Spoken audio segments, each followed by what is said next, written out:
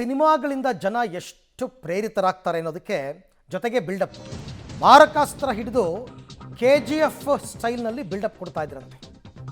Duplicate KGF ಲೋಕವನ್ನೇ ಸೃಷ್ಟಿ ಮಾಡಿದವರಿಗೆ ಪೊಲೀಸರು ಸರಿಯಾಗಿ ಬುದ್ಧಿ ಕಲಿಸಿದ್ದಾರೆ. ಯಶ್ ರೀತಿಯಲ್ಲೇ ಮಾರಕಾಸ್ತ್ರ ಗನ್ನೆಲ್ಲ ಹಿಡಿದು ಶೋಕಿ ಮಾಡ್ತಾ ಇದ್ದವರು ಹಿಂದೆ ಮುಂದೆ ಜನ ಇಟ್ಕೊಂಡು ಹೀರೋ ರೀತಿಯಲ್ಲಿ ಅವನೋ ಪೋಸ್ ಕೊಡ್ತಿದ್ದಂತೆ. ತನಗೆ ತಾನೇ ಅನ್ಕೊಂಡ್ಬಿಟ್ಟಿರ್ಬೇಕು ನಾನೊಬ್ಬ ಹೀರೋ. ಶೋಕಿ ಮಾಡ್ತಾ ಇದ್ದ ಶ್ರೀನಿವಾಸ್ ವಿಚಾರಣೆ ನಡೆಸಿದ್ದಾರೆ CCB ಪೊಲೀಸರು. ವಿಚಾರಣೆ ವೇಳೆ ಇವೆಲ್ಲ ಡೂಪ್ಲಿಕೇಟ್ ವೆಪನ್ ಸರ್ ಅಂತ ಹೇಳಿದ್ದಾರೆ. ಚಾಕು ಚೂರಿ ಗನ್ ತಂದು ವಶಕ್ಕೆ ನೀಡುವಂತೆ ಸೂಚಿಸಿದ್ದಾರೆ ಪೊಲೀಸರು.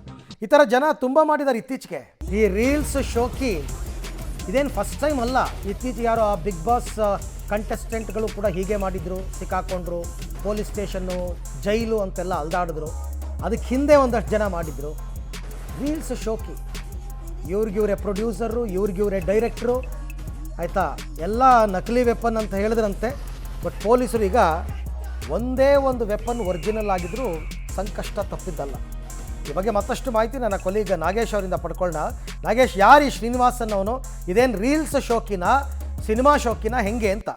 ಮಾಡೋದ್ರ ಮೂಲಕ ಹೀರೋಯಿಸಂ ಪ್ರದರ್ಶನ ಮಾಡುವಂತವರಿಗೆ CCB ಶಾಕ್ ಕೊಡ್ಲಿಕ್ಕೆ ಮುಂದಾಗಿರುವಂತದ್ದು. ಅದಕ್ಕೆ ಶ್ರೀನಿವಾಸ್ ರಾಜ್ ಎಂಬ ವ್ಯಕ್ತಿ ಸೋಷಿಯಲ್ ಮೀಡಿಯಾಗಳಲ್ಲಿ ರೀಲ್ಸ್ ಮಾಡಿ ಮಾರಕಾಸ್ತ್ರಗಳನ್ನ ಹಿಡಿದು ರೀಲ್ಸ್ ಮಾಡಿರುವಂತ ವಿಡಿಯೋ ವೈರಲ್ ಆಗ್ತಿದ್ದಂತದನ್ನ ಗಮನಿಸಿ ಆತನಿಗೆ ನೋಟಿಸ್ ಕೊಟ್ಟು ವಿಚಾರಣೆಗೆ ಕರೆದು ವಿಚಾರಣೆ ಮಾಡಿದ್ದಾರೆ ಅನ್ನುವಂತ ಮಾಹಿತಿಗಳು ಕೂಡ ಗೊತ್ತಾಗ್ತಿರುವಂತದ್ದು. ಈ ಶ್ರೀನಿವಾಸ್ ರಾಜ್ KGF ಸಿನಿಮಾದಲ್ಲಿ ಬರುವಂತಹ ಒಂದು ಸೀನ್ ಅನ್ನ ಅಲ್ಲಿ ಕ್ರಿಯೇಟ್ ಮಾಡೋದ್ರ ಮೂಲಕ ಅಲ್ಲಿ ಗನ್ನು ಮತ್ತೆ ಪಿಸ್ತೂಲ್ಗಳನ್ನ ಹಿಡಿದು ಶೂಟ್ ಮಾಡುವ ಒಂದು ಸೀನ್ ಅನ್ನ ಕ್ರಿಯೇಟ್ ಮಾಡುವ ರೀಲ್ಸ್ ಮಾಡಿ ವೈರಲ್ ಮಾಡಿದ. ಅದಕ್ಕೆ ಸಂಬಂಧಪಟ್ಟಂತೆ ನೋಟಿಸ್ ಅನ್ನ ಕೊಟ್ಟು ವಿಚಾರಣೆಗೆ ಕರೆದಿರುವಂತ ಸಂದರ್ಭದಲ್ಲಿ ಈ ಶ್ರೀನಿವಾಸ್ ರಾಜ್ ಈ ಎಲ್ಲವೂ ಕೂಡ ರೀಲ್ಸ್ ಮಾಡ್ಲಿಕ್ಕೆ ಬಳಸಿದಂತಹ ಡೂಪ್ಲಿಕೇಟ್ ವೆಪನ್ಸ್ ಗಳು ಅನ್ನುವಂಥದ್ರ ಬಗ್ಗೆ ಮಾಹಿತಿಯನ್ನ ಕೊಟ್ಟಿದ್ದಾನೆ ಅನ್ನುವಂತ ವಿಚಾರಗಳು ಕೂಡ ಗೊತ್ತಾಗ್ತಿರುವಂತದ್ದು. ಆದ್ರೆ CCB ಪೊಲೀಸರು ಅಲ್ಲಿ ರೀಲ್ಸ್ ಮಾಡ್ಲಿಕ್ಕೆ ಬಳಸಿದಂತಹ ವೆಪನ್ಸ್ ಗಳು ಎಲ್ಲವನ್ನು ಕೂಡ ಸರೆಂಡರ್ ಮಾಡ್ಲಿಕ್ಕೆ ಸೂಚನೆಯನ್ನ ಕೊಟ್ಟಿದ್ದಾರೆ ಅನ್ನುವಂತ ಮಾಹಿತಿಗಳು ಈಗ ಸದ್ಯಕ್ಕೆ ಗೊತ್ತಾಗ್ತಿರುವಂತದ್ದು.